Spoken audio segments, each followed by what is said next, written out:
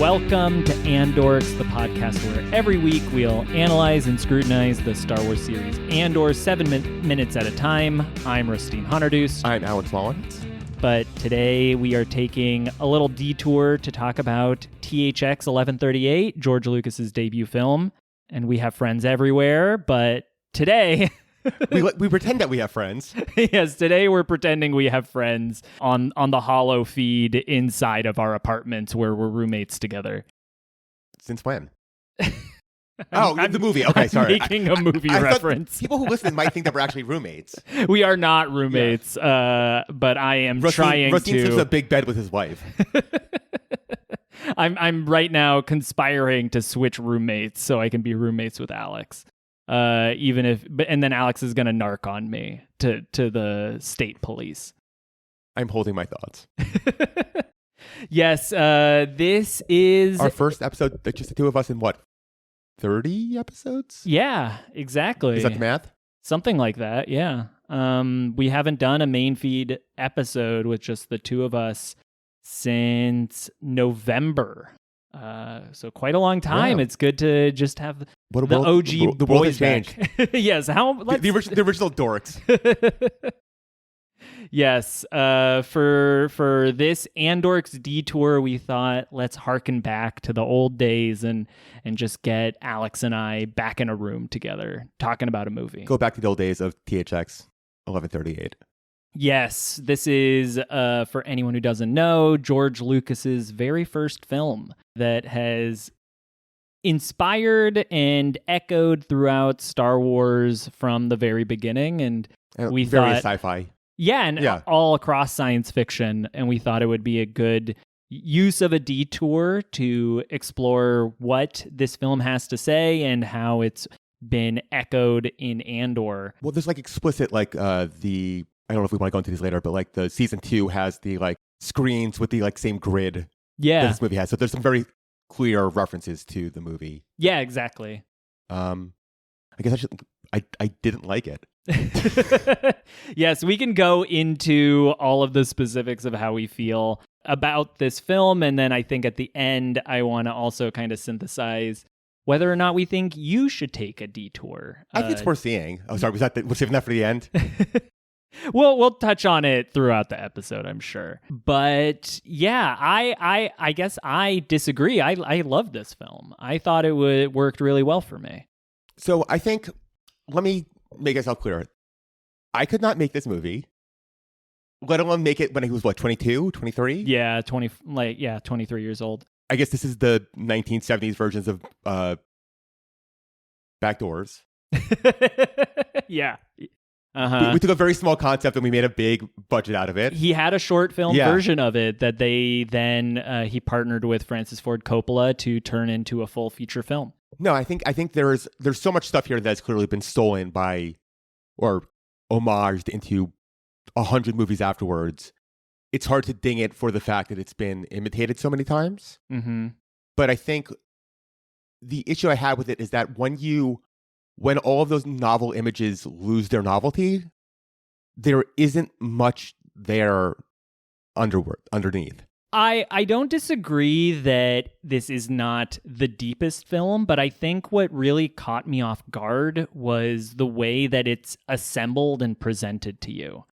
It really feels like an avant-garde art film in a way. It harkens back to silent films and Eisenstein. When I was watching it, the editing rhythms of it, even if the story that we're seeing feels very familiar for any kind of dystopian sci-fi, especially watching what is called the Grindhouse Cut, which is the original theatrical version. We watched just like every other movie George Lucas has made, he decided that he wanted to fix it, and you cannot see the original, the work cut.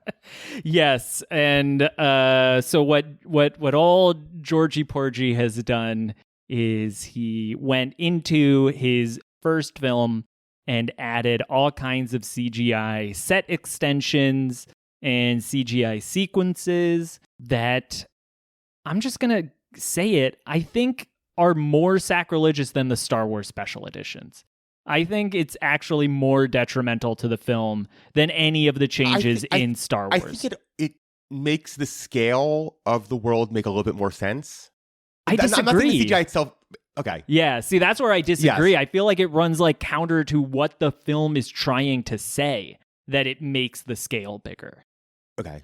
I need to say something, and I'm gonna make a peace offering to Rusteen and tell him these things. I can't sing, but I will make a reference to one of your favorite movies of all time, and that is the Lonely Island. Never Stop Popping. Yes. Never Stop Stopping. Incredible thoughts, yes. Incredible minds. I'm so overwhelmed. How did my brain conceive them? What if a robot was also Jesus? What if we killed people just to feed us? A medieval monk made a robot. There's a world where everyone looks like Lobot. What if we're all really stuck underground? What if nobody was ever happy and only frowned? Incredible thoughts, incredible minds. I'm so overwhelmed. Imagine if a short person met somebody tall, that our dreams were something we install. What if all food looked like Eggos? What if all we bought were just big Legos? What if we had tags on our ears like a cow? What if TV producers had a religious vow? What if we bought things just to burn them instead of having emotions we refuse to feel them? Before this record, Alex was apologizing for not putting enough work into the podcast. I wrote this for the last 20 minutes. That is such a better contribution to this show than I have ever made. Incredible work, incredible thoughts, incredible mind, Alex. That's what all of these things are. They're incredible thoughts. Yeah. Yes. I mean, yeah, it's very much a 20-year-old's conception of what a dystopian world looks like, and it's one where you're bald and you're not allowed to fuck. Yes. And you're told what you're allowed to buy. And you're not allowed to drive is another big part of it. I mean, that's really speaks to George at a personal level. Yes. It is extremely dated as a film, but I think it works as a time capsule of the early 70s, looking back on the 1960s, and especially like the McCarthyism of like the Cold War era is another big reference point that Lucas I want to make sure I got the title, because like it's very important that we note that they also are remaking that movie this year. Which movie? THX. They are? Yeah. Who? What? They changed the name. Okay. It's now called One Night Only. God damn it. What if a world where sex was illegal? Uh-huh. I mean, that's it. You're not wrong. You're not wrong. But no, yes, that's the premise of what if sex was illegal. Yeah. I mean, but that's a recurring theme throughout dystopians, dystopian fiction, I feel like. The idea of being so atomized. And so...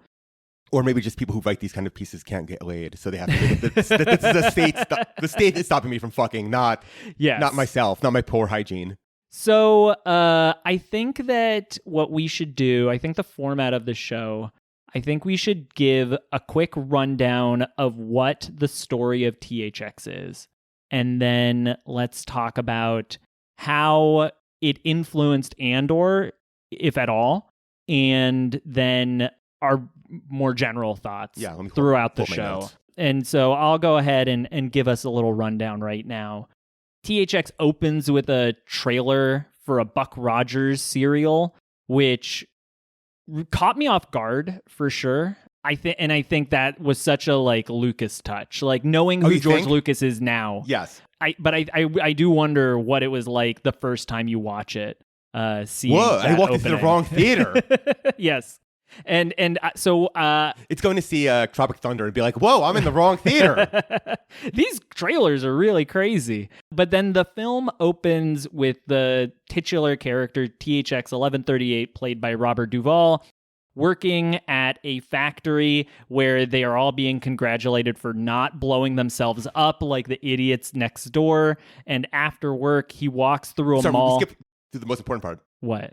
What if credits were also backwards? Yes.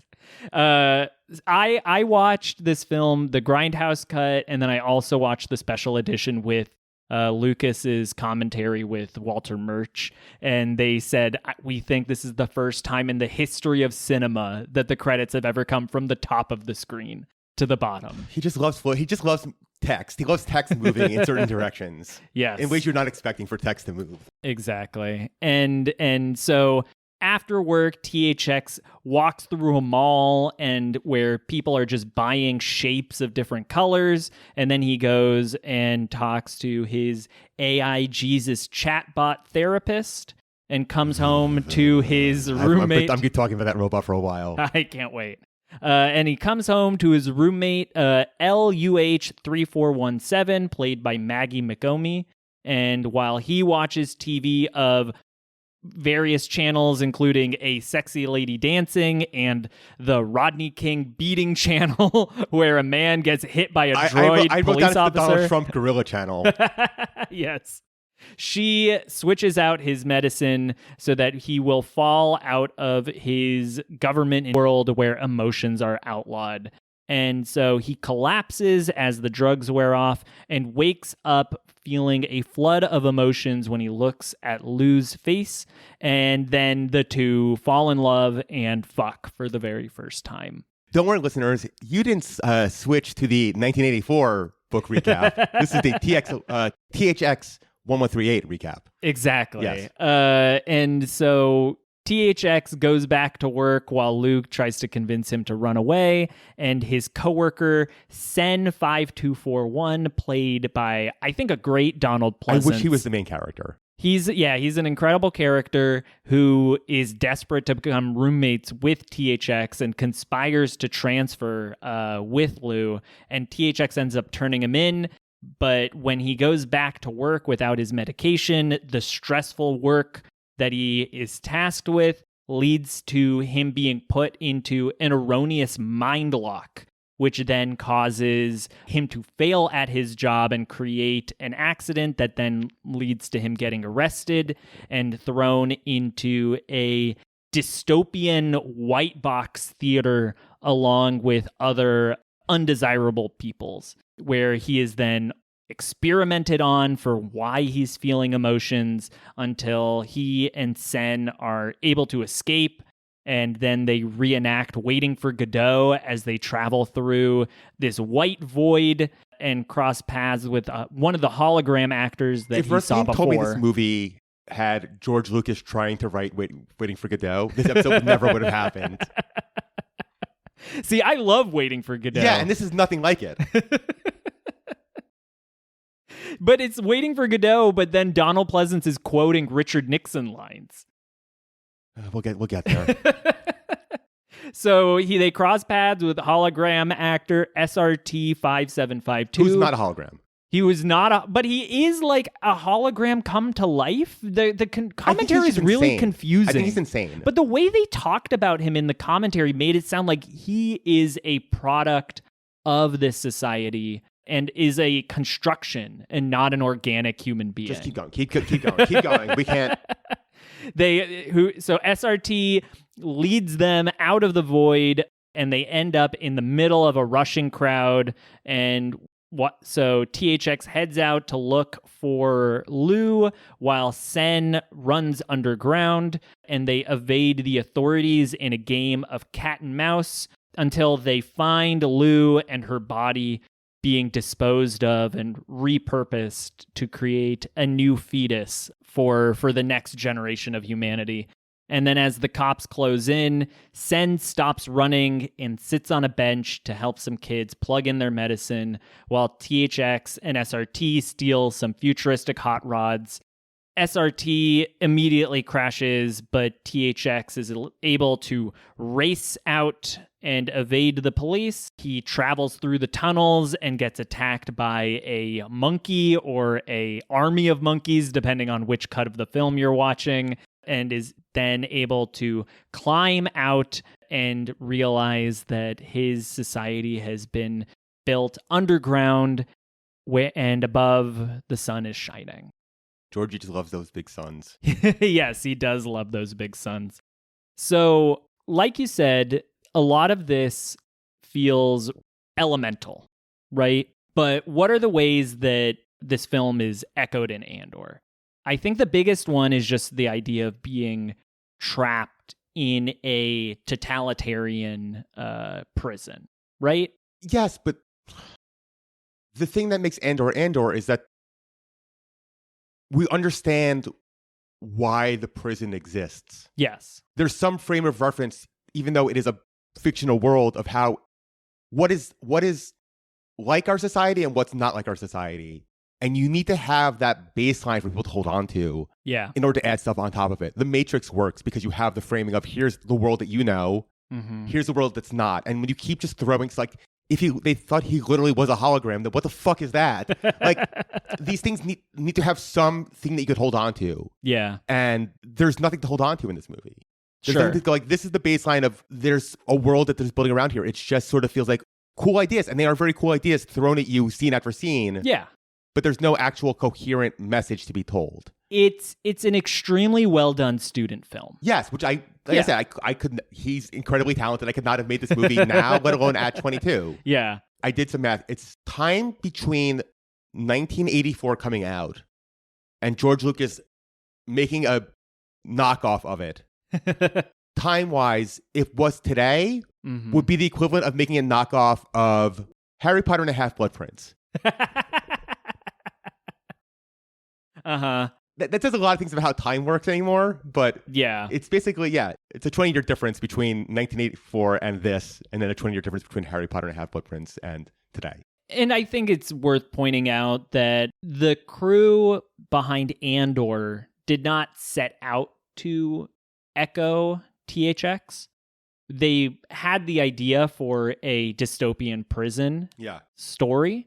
And as they were writing and developing it, realized the parallels with THX and then leaned into it. Here's the thing. I don't think Narkina 5 is that of a techno-futurist prison. No. I think it's very similar to the prisons are today. Yeah. In the way that THX is not.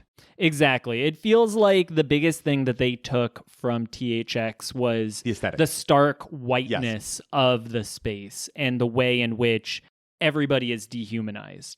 But in Andor, that is all at the behest of a fascist empire. And here, it feels like the critique of the satire is a consumerist post-capitalist world, or capitalist world, that is... But we buy things just to burn them? Yes, exactly. Yes, THX goes shopping at the mall and he buys a cube and then takes it home and throws it in the trash. Rehydrating a pizza. I thought it was like the Back to the Future 2 scene. No, that's literally what he's doing. Yes. Is just buying things to throw them away. I've heard of planned obsolescence, but this is ridiculous. I kept thinking that, like, to your point of like, but if I wish I could do a Diego Luna impression, but like if you put Cassian Andor in this prison, he would just be like, what the fuck is wrong with all of you? Like you need someone in there who is normal to show you what is. Yeah. You need an outsider. I mean, it's cliche in so many scripts that you have to have somebody who is an outsider to introduce you to these worlds. And if Cassian was in there, he'd be like, what the fuck are y'all doing? Just like, stop. He would be talking normally in a way that nobody is. But they're not allowed to talk normally because in this world they are being force-fed these mind-altering drugs that sedate them and prevent them from being individuals anymore. So this is a product of the 60s in general, and mental health has come a huge way in the last 60 years. Uh-huh. But the whole 1960s vibe of psychopharmaceutical drugs are evil and only meant to repress you, I think did a lot of damage on society as a whole. That if people were more cool about taking medication that makes them their best selves, I say this as somebody who takes antidepressants and anxiety medication, those drugs, at least now, are not this. I mean, look, back when it was just, lobotomies and shock therapy, not great. Exactly. But the idea that medication can't make your brain a better version of you as opposed to just mollifying you, I think there's something that became like RFK brain, that like all of these science things are there to just destroy you, and there's no way they're possibly good or can help you. Sure. And I think you can sort of see that coming from here. It's not George by himself, but it reminded me of just like the idea of mental health is only meant to repress is evil. And I think it reminded me a lot of a very base understanding of when Marx wrote that religion is the opiate of the masses. This movie sort of takes that at face value and doesn't understand why religion is an opiate. Sure. Why religion does matter to people. And like the joke of you said before, it's like a chatbot. It's not even a chatbot. It's repeating the same 3 lines over and over again. Yeah, he sits down in front of this ChatGPT meta Jesus. Om quadruple zero, portrayed by Hans Memling's Christ Gives His Blessing painting. Oops. This painting of Jesus is the only human connection that he's allowed to have. But that's not a human connection, nor is it really designed to, it's what the 3 lines are like, I hear you, I understand. Buy more. Yes. I'm like, is he wrong? No. Uh-huh. Is he saying anything profound or the contradictions of why those things exist? No. And I think that's where it's, yes, you could boil down that religion is these evil things. But why are people still believe in God or have this mysticism? Is it just because people are dumb? I don't think so. What I took from this was more that this world has abstracted religion away from the spiritual and boiled it down to the solely personal, where religion is no longer a thing that you practice with other people, but it is now a thing you do isolated in a booth where nobody else can hear you. That's confession. Sure. But they still have the group worship too. You know? There's no Shakers movement where they're all just sitting in silence with their hands out. Okay, we're jumping around a little bit. I think should we get back to the beginning? Yeah, I mean, let's roll through. We start with the Chewbacca noise. Yes. There's like a distortion radio thing that just makes a Wookiee noise. Mm-hmm. And then we find THX like working in this factory, moving like various pieces around to assemble something. And this is another area that did feel very Andor to me. The idea that he is working this factory line day in and day out, and there is a competition happening between the different teams in this society, where like a voice over the loudspeaker says, "Congratulations, you guys haven't blown up like the people next door to you have." I had to know that was I enjoyed that as funny, and I was hoping the movie would have more funny. And I have notes of when things were funny, but like to me, that's your baseline of humanity. Yeah. Is that they're saying like only 140 people died or whatever. Then that connects to you because like, oh, okay, I get it. That's an absurd amount. Yeah. There's a frame of reference there. When other things don't have frame of references, it doesn't matter as much. I think the reason it worked for me is because you get this very like impressionistic editing throughout the beginning of the movie, where you are just watching various people going about their jobs, going about their lives in this very hermetically sealed world. And it creates a really claustrophobic feeling in you. Like I found myself really, I just found myself getting wrapped up in it. But why is it claustrophobic? Because of the way that we're not really getting to see any natural sunlight. All we're seeing is everything is mediated through screens, and everybody you mean the scenes where they just make the Nuremberg trial?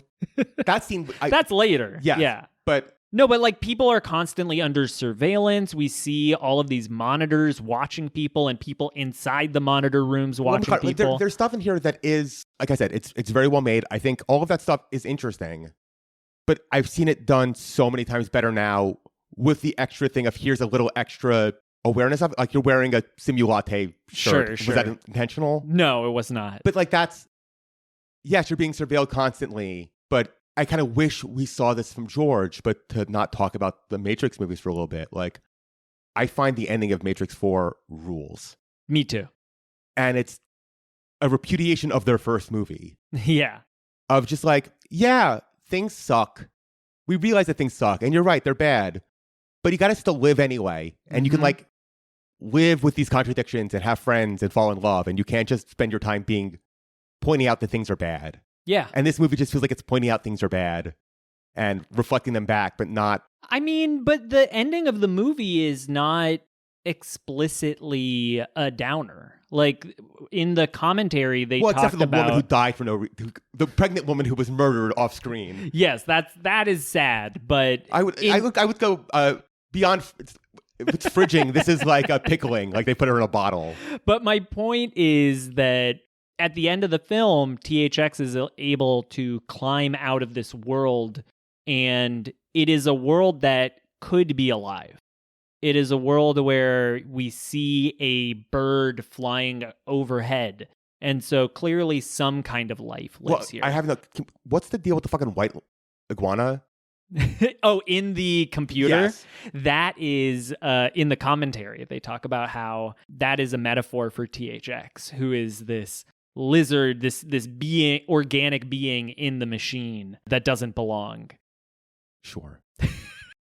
And this is where like the avant-garde editing of the film like works for me. That they cited Godard as a reference, doing this kind of like Godardian science fiction world. There's a lot of Godard. There's also a lot of Truffaut, especially when we see the offices later. Yeah. Before I know, we need to spend some time talking about the like straw boater hats.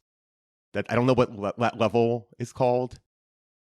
Towards the end, when there's all the guys with the like white hats. Oh, that are just like little flat top hats. Yeah.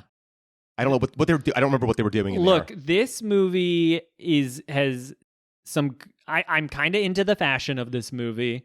They have their swim caps. Everybody's bald. It's great bald representation. And I think I'm going to dress as THX for Halloween this year. real lazy. I love a lazy Halloween costume. Should we go back to some vague plot outline? So it's have we met his lover yet? His roommate? Yes. Lou. Well, what was it that he's supposed to be sex? Yes. And then she's love. Yes. And then the other guy's sin? I guess so. Maggie McComey, who enjoyed this movie so much, she never acted again. She spoke fondly of the film yes. and like the behind the scenes stuff. I don't know what happened there exactly. But she gives like a very natural performance, I felt like she, or for the type of character that she's playing. As the role of Julia, she did a really good job. Look, if you want to make it 1984, I'm going to call her Julia. That's I did love the part where they pray to Mecca. I thought I really enjoyed that. And Mecca is personified by an evil-looking nun. What if Christianity was actually Islam? I mean, that's just Dune now. Yes. What if computer coding was actually a psalm? Yeah. Sorry, I'll stop. So we find him back at home with Lou, and she swaps out his drugs. And as they are watching the HoloNet TV. The weird space minstrel show? Yes. That is where the film's age really shows. Is it supposed to be? Well, I thought it was supposed to be that they've like reduced everything down to violence and racism. I think so, yeah. They didn't talk about that as much in the commentary, but that's definitely a valid read on it, where you're just watching the kind of most base form of entertainment, which is either like a naked woman dancing, people it's spouting. In case I didn't remember, there's that fake story of that Donald Trump had his own personal guerrilla channel that was just gorillas beating things up. You not remember this? I'm remembering it now, yeah. Yeah, internet falls for Trump guerrilla channel parody. I guess we have to now time date this episode. This episode is actually the closest. It's dropping on the Patreon feed in only a few days. So it is actually going to be very relevant to our Patreon listeners. Oh, it's very relevant to our Patreon listeners. Before we were recording, I was deeply depressed because the New York Knicks were down the worst deficit ever in an NBA playoff game against the San Antonio Spurs.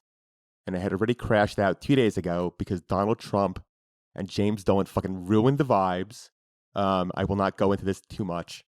And they were fucking sucking ass tonight, and I didn't want to watch anymore. So I was like, good, I'll go record the podcast with Rusteen and not think about it. And then wasn't looking at the score. And then my mother calls to tell me to watch the game. And I start getting 15 texts telling me to watch the game. And I go, I refuse because I will just have my heart broken again. But then... So if Alex seemed depressed at the beginning of this episode, that's the reason why. And then and I really didn't want to annoy Rusteen to stop recording the podcast for me to watch this stupid game. But then through the act of God, Rusteen looks through the recorder and goes, something's weird with it. Yeah, there's some kind of error message showing up. So I went, So great, Alex, you figured that out. I'm going to jump out of my chair to turn the TV back on. And then do you want to describe what happened from there? From there, Alex sat down on the couch with his head in his hands as the Knicks were 1 point behind, and then proclaimed that all was lost. They were never against all odds. They made that final shot. Alex's phone flew out of his hands. Well, they missed the shot. Yes. Jalen Brunson went for a jumper, missed, it doinked off the rim, and then OG Anunoby, the love of both me and Anne Hathaway's life. Anne Hathaway has a self-professed huge crush on OG Anunoby. It's very cute. Anne Hathaway magic, man. Uh-huh. She did it for Arsenal. I'm mad about Arsenal winning, but if she gets the Knicks a championship, You'll forgive I'll her. forgive Anne Hathaway. Yeah, no, they missed and then OG got the rebound, and it then cut to the wide MSG shot. And I think everyone had the exact same reaction I did. Yes. Of just, it's over, and then what the fuck is that? And yes, Jerry Seinfeld and David Zaslav were all in shock at what had happened. And now here we are back to talk about THX. So I love THX. Now he loves yes, it. Yes. If they were playing the Mets game in THX's apartment, maybe he would never leave. What? What? Now sign me up. Give me the pills. I'm not a Mets fan. Or the Knicks, I'm sorry. Oh, yes, I'm a Yankees fan. I did a sports ball. It's fine. You did a sports ball. But getting back our into Patreon membership just halved. No. But speaking of cults in this film, okay, and in life, I've written this down. So you want to go through it? What do you have? The extras. Yes, that's okay, exactly what I was going to We're talking talk about. Bald is beautiful. Yes, bald is beautiful, and in order to produce a society full of bald people, they needed access to extras who weren't afraid to shave their heads. And in comes Synanon, the rehab treatment center in Los Angeles and California. Back then, when everyone thought it was good. Yes. I mean, we were talking before about the perception of pharmaceutical drugs. Yes. And I can't help but think that the stories about places like Synanon certainly originally known as that. Tender Loving Care. Yes. Can you explain what Synanon is for people who might not know? Let's see. It's not in any way similar to another major religion right now. Yeah. It doesn't believe in I don't know. I'm more scared about making fun of Scientology than I am of Disney. You should be. Should we save this for the second half?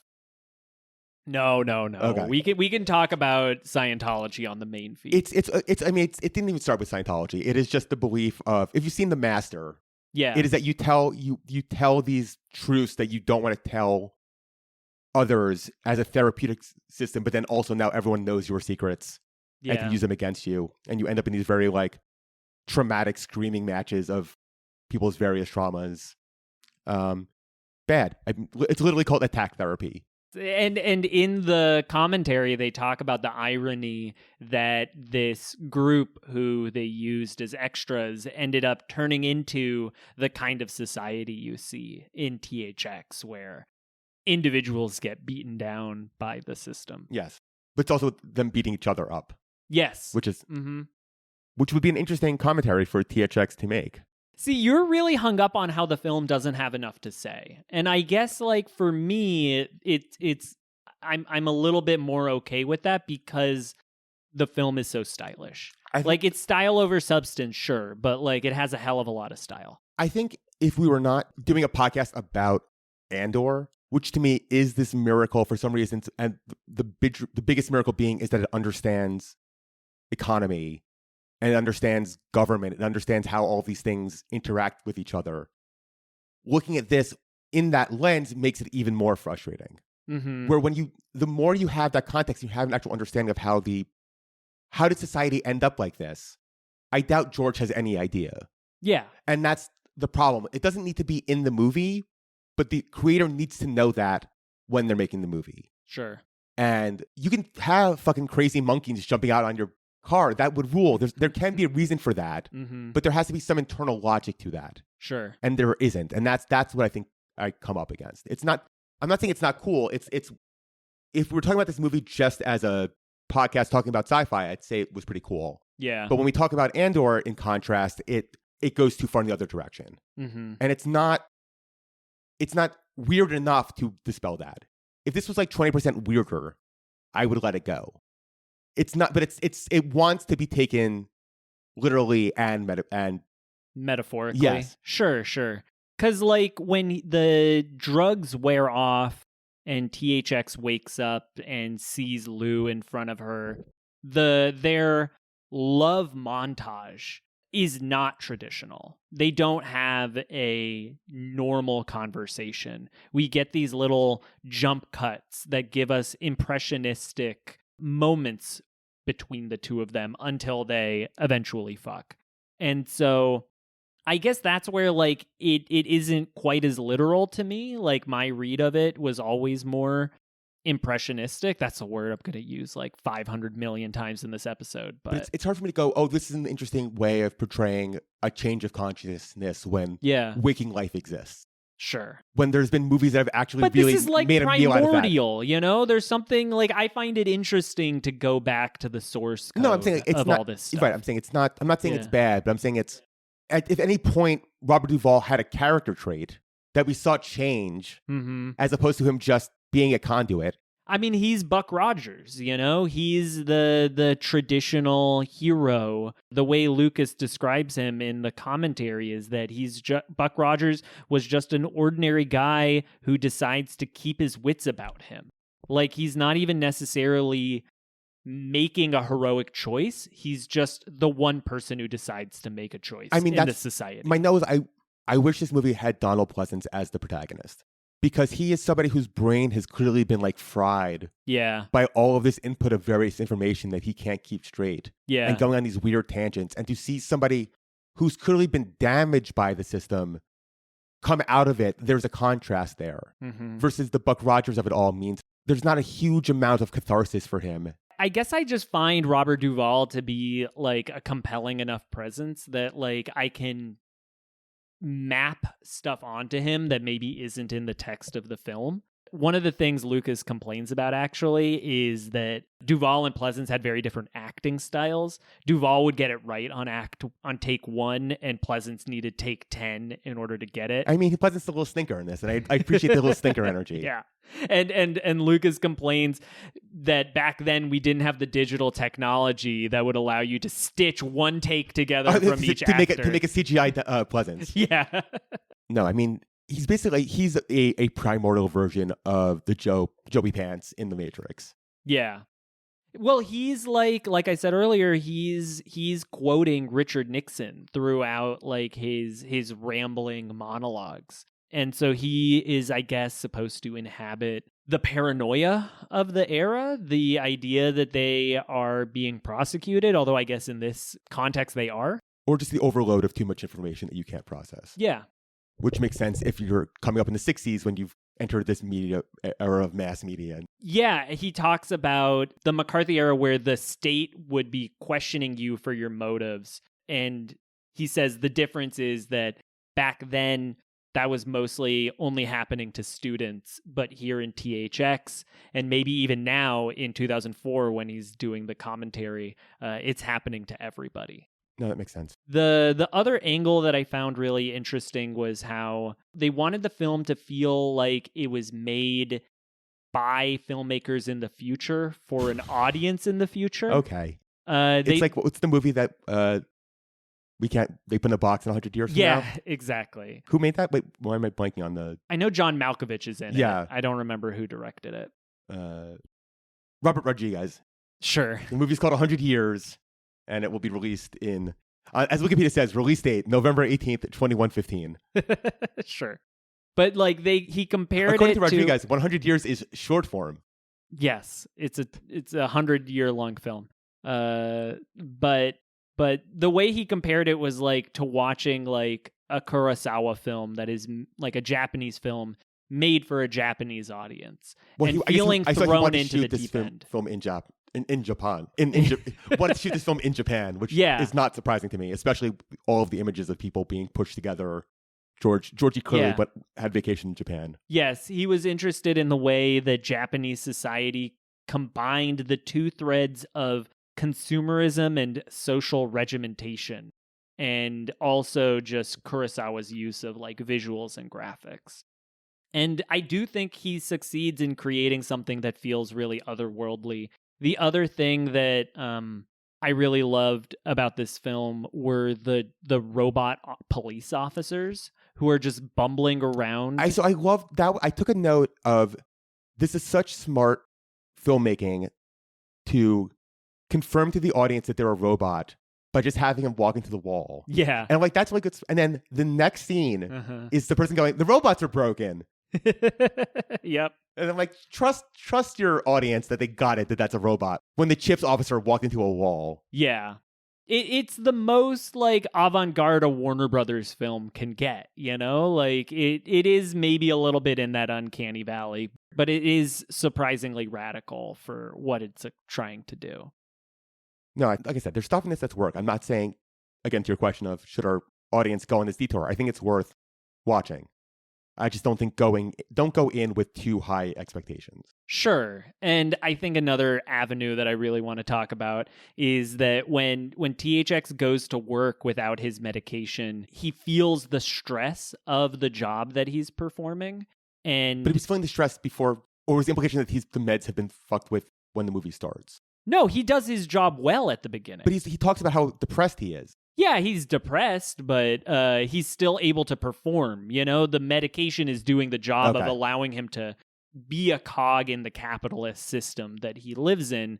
But now without the medication, when his stress levels rise, the monitors who are watching him put him in a mind lock that causes him to basically seize up. And in the theatrical version of the film, you get this really moody and scary sequence of just watching his face struggling to regain control. And then in the special edition, there are all these cutaways to like the droid inside and like this little hot cube falling through it and going into the system, and it's like Alien, the Venom, like going through the building. But speaking of additions, it's like so unnecessary. We missed a very important thing at the beginning. That was, sure. Do you want to talk about it as the one who watched both editions? Which part from the beginning? His alone time. I don't remember. Think Itchy. What? Itchy in the holiday special. Oh yeah, the VR room. Yes. Yeah. We talked about that. No, we didn't. This dancing sexy lady. But we didn't talk about how his jack off machine that only exists in the CG in the new edition. I missed that part.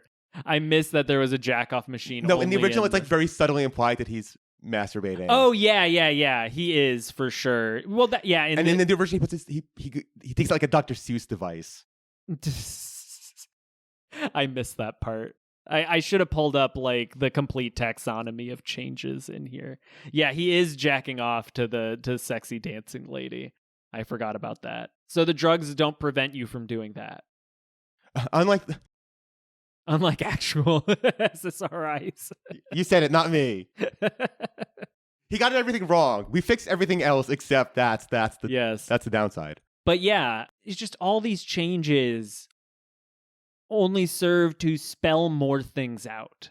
You know, like we don't need to see what's happening inside of the machine that he's working. It's enough that we see all of the flashing lights and the reactions of the people monitoring him. There's also the whole color correction thing, which changes the vibes. Yeah. Incredibly. Mm-hmm. Yeah, the blinding whites of the original theatrical, but also like there's a lot more just like shadow and grayness. I'm looking at now. It's less Dr. Seuss. It's more like the claw from the Matrix that takes you out of the pod, jacks you off. Nothing more dystopian than a claw that jacks you off. He seems to be enjoying himself. Yeah.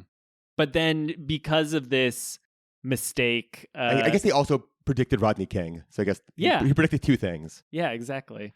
And yeah, because of this mistake, THX gets arrested and thrown into the white void brig where he gets experimented on. Yes, where he starts doing some I have some impressionistic dancing where he sort of like spins around for a little bit when he's being like forced to run in circles. Oh no, not that. It's after that. Yeah, when they're sort of pushing him around in circles with the giant sticks. That felt Andor-y. Yeah, absolutely. And there is also the trial sequence right before that too. Yes, the trial sequence to me, that I was in on the trial sequence because that was giving the anxiety you're talking about, where everyone's talking over each other and you can't tell what everyone's saying. And like, I think if you look at the images of like the trials, like the Nuremberg trials and Eichmann in Jerusalem, that's what that looks like. I think I would guess that was pretty much a 1-to-1. Yeah, I just read Kafka's The Trial, and I got a lot of the vibe of that in here as well, of just watching this like abstract trial happening in front of you in which your life hangs in the balance, and yet there's no way to really follow what's happening here. No, like there are moments where it works. Is the point here that we have perfectly winnowed down everything to we have programmed everybody to be perfectly understandable, but then for our court systems, you can't follow it. What's the Because the system is not made to be understood. Like in the next system scene, doesn't work, man. It doesn't work, man. You gotta drop out, man. No, because like when he's getting pushed around by the robots, they're also shouting all of these random code words at him. He's doing a 242. The 719 is performing a 332. I don't know how to describe this. However they did the ADR for the robot voices make them sound very Star Wars-y. And they sound like stormtroopers. Absolutely. They sound less serious than, I guess, the original stormtroopers when they sounded sillier. But they took that out in the special edition. It like fits better, but it's like Roger voice when they talk, which I like a lot. It could have been very scary, but they're very normal. I do kind of love them. They've kind of become a glup shitto for me. Like I want to see them show up in Star Wars. The robot chip. Yeah. By chip I mean California Highway Patrol. Yeah. It's basically what they're dressed up like. Mm-hmm. BDSM CHP. Yeah. It's after that when he's by himself and he's kind of just does the like Three Stooges running around, spinning on the floor in circles. That's I enjoyed that. Okay, and then I need to. This is where the movie. If there's stuff I was liking beforehand, this is when the movie really lost me. Is the proto One Flew Over the Cuckoo's Nest combination of people? Yeah, where it just turns into 1932's Freaks. Sure. And to me, that was like. There's something about that felt very like these are the rejects of society. Yeah. And I think there's an interesting scene where you have all these rejects and he's able to connect with them. But the movie is validating like these people are freaks and we're right to treat them as freaks because they are freaks. There's no actual humanity to them. And so the movie almost agrees with the police in that sense of these people are outside the system and have no value.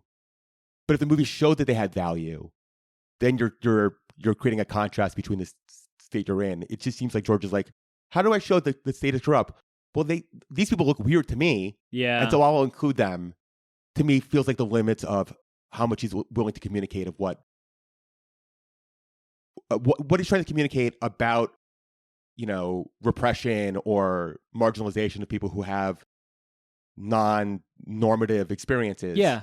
If those characters were actually very able to communicate and had a conversation with him, then that would show that the system he's around him is wrong. He's not really disagreeing with the system by doing that. And this is where I think there's another echo of Star Wars in the sense that throughout Star Wars, being differently abled, being anything less than 100% human and normal is depicted as losing your humanity. Yes. Having a robot hand. Having a single robot hand is a sign that you have lost your way. Was that Luke just freaking out? Did other people judge him for having a robot hand? I mean, I mean, people are not into Lobot. Virtually every character with a robotic That's implant is a villainous character until we get to Skeleton Crew. That's literally how long it took to finally move in a different direction. Even the Bad Batch has some clones. Woke has finally won. Yes, Woke finally won, and then we buried Woke 2.0. I think part of it is it reminds me of the Disney villain queerness thing. Yeah. We're like, we want our villain characters to be interesting. Mm-hmm. And we, as the freaks who work in animation, watch too much John Waters. So let's just make her, let's make her into a John Waters. Let's make Ursula into Divine. Mm-hmm. Creates a very indelible image. And if you see queerness as repudiating modern society, then you get really interesting characters. But you're then creating the idea that queerness is evil. Yeah. Which I don't think is the intent when they're making, knowing enough people in animation, I don't think things have changed. That the people who were making those things were not anti-queer. Yeah. They were leaning into the Scar was camp on purpose. Scar was not camp by accident. Mm-hmm. They were all gay. And Actually, I don't know if I'll ever get the chance to bring this up again. Have I told you my Disney princess theory? You haven't, but I'm going to suggest save this for that if you want to hear Alex's Disney princess theory, you should listen to the rest of this Andorks Detours by signing up for our Patreon at patreon.com/AndorksPod, where for just 5 credits a month, you will get the full recording of this Andorks Detours along with every episode of our main feed 1 month early. So hop on over there to hear Alex's Disney princess theory. Yes. Later, dorks. Bye, dorks.